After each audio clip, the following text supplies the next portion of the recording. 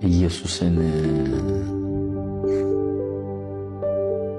ከባድ ነው በጣም በእውነት በጣም ነው የምወደው ኢየሱስን። መውደድ ብቻ ሳይሆን እኔ እንጃ እንግዲህ ቃልም የለኝም። ሕይወቴ ነው ኢየሱስ ለኔ ሕይወቴ ነው። በጣም ነው የምወደው። ለኔ ብሎ የከፈለውን ዋጋ ነው ብዙ ጊዜ የማስበው።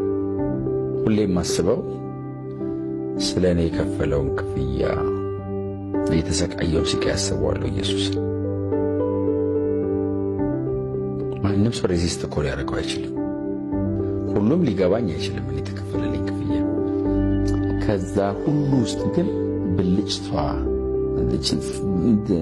ስፓርክ የምታደርግ አይነት ላይት ናት እኮ የምትገባኝ እንጂ ለመሰብሰብም ለማወቅም በጣም ጥልቅ ነው። አምላክ ሰው ሆኖ ቀጥሎ በመስቀል ላይ ቃኑን ተሰቅሎ ያ ሁሉ ጅራፍ ላይ ወርዶ ተቦጫጭቆ ሰውነቱ በጦር ወግተውት ደሙ ፈሶ አልቆ ቆዳው አጥንቱ ላይ ተጣብቆ ተለጥፎ አይኑን መግለጥ እስኪያቅተው በደም ተነክሮ እዛ በየመንገዱ እየጎተቱት እየወደቀ እየተነሳ ደም የነካው ሰውነቱ ሁሉ በዛ አቧራ ተያይዞ ዝም ብለህ ማየት ነው። ዝም ብለህ ቪዥዋላይዝ ማለት ነው። ማንም ሰው ሊሆንልኝ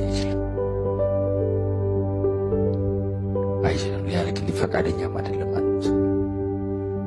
ኢየሱስ እኔን ለማዳን የሄደውን መንገድ ሳስብ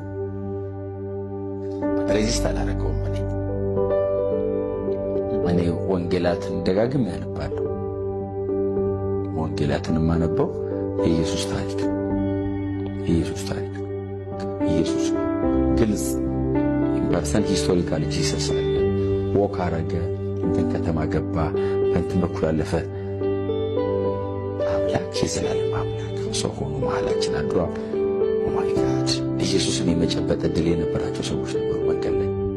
ኢየሱስ ቆሞ እያስተማረ እጁን እላያቸው ላይ የሚያስቀምጥባቸው ሰዎች ነበሩና ማይ ጋድ ምን ማለት ነው አላወቁትም ብዙዎቹ። እና የኢየሱስን እጅ ያስበዋል እንዲህ አሁን ሲያርፍ ላይ በአካል በስጋ አብሮ እየኖረ እና እነ ጴጥሮስ እንዴት አያብዱም? እንዴት አያብድም ጴጥሮስ? ዮሐንስ እንዴት አያብድም? ጳውሎስ እንዳበደ ሰው እንዴት አይሆንም? ኖርማል የምንሆነው ስላላወቅ ነው እንጂ ከመወደድም አልፎ መውደዱ ልክ ሊያሳጣህ ይችላል። ሰው አይቶ ሊታዘብ ይችላል። ኢየሱስን መውደድ ሌላ ርዕስ የለህም እኮ አይደለም እኮ የሚልህ ሲጀመር እሱማ ጥያቄ